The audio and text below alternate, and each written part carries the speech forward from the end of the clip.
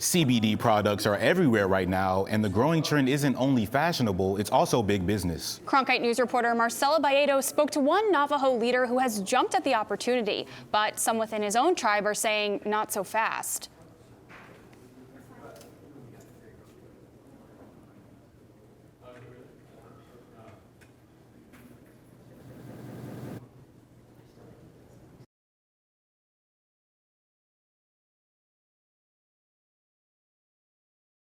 It's important to clarify that hemp and marijuana are not the same. Even though they come from the same plant, marijuana is a recreational drug with a high THC percentage, while hemp is an agricultural crop and has less than 1% of THC.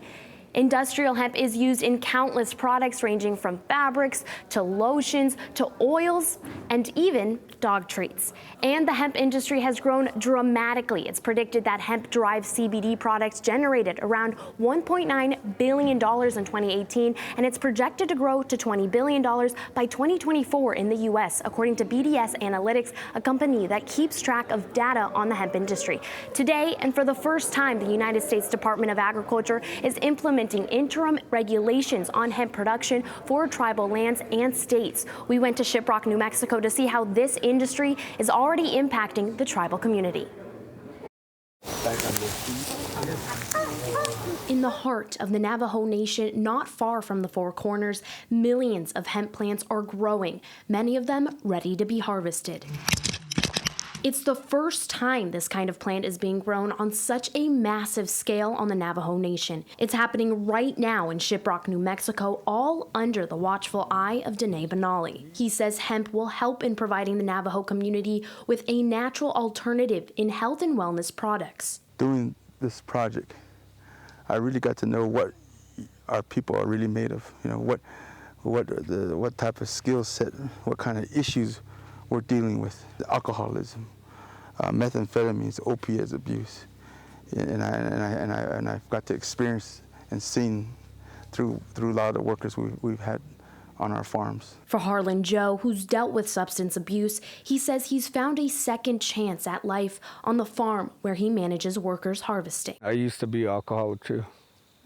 Used to be on the streets, drink around Shiprock. And when Dene told me to take over, changed my life, you know.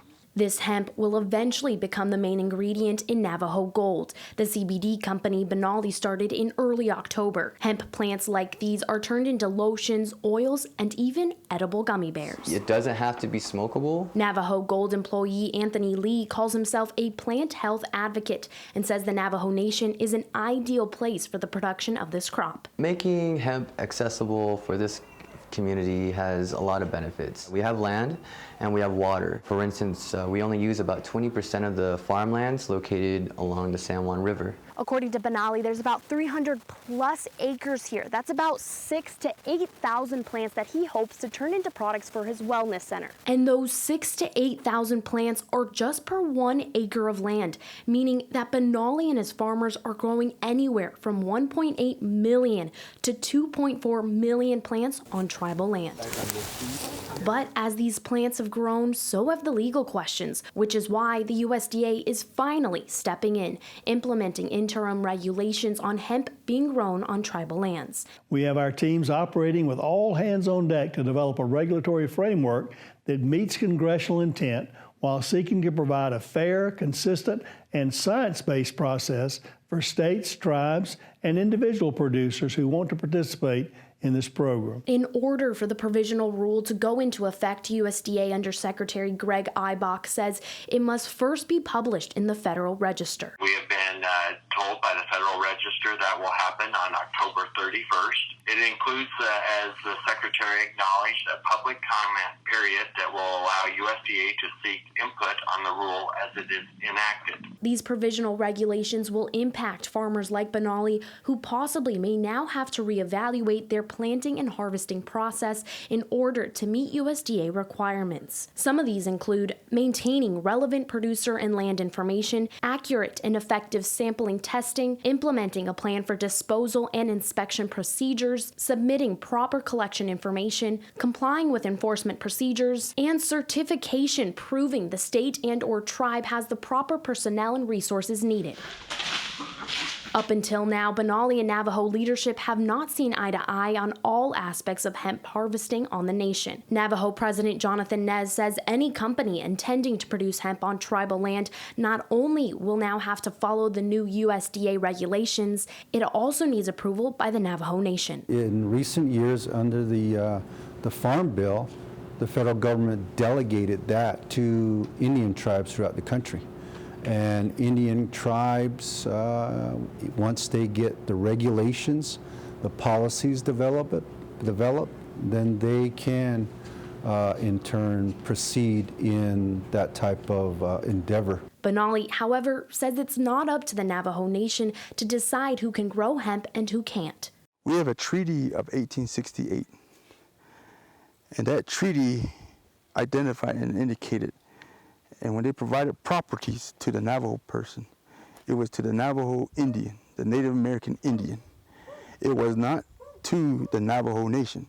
There was no Navajo Nation. That's where it's gotten so confusing over the years. Benally says his company is providing job opportunities for nearly 100 employees in a community dealing with high unemployment. One of those is Delbert Etzity, cutting off the leaves, just getting the buds. Who's been working with the company for 7 months. We proved them wrong. We're actually standing here and doing this right here just because we believed in something that couldn't be done. As a leader of the Navajo, for the farmers, I'm not going to be in a position where we're going to start arguing with each other. We have to work together. That's all I realized, to get this going and take it to the next level. Benally says his company will have no trouble meeting and even exceeding all the new regulations. USDA officials say they will use this upcoming 2020 planting season as a way to test drive the new interim rules. They're aiming to have permanent regulations in place within 2 years. In the studio, Marcella, Baietto, Cronkite News.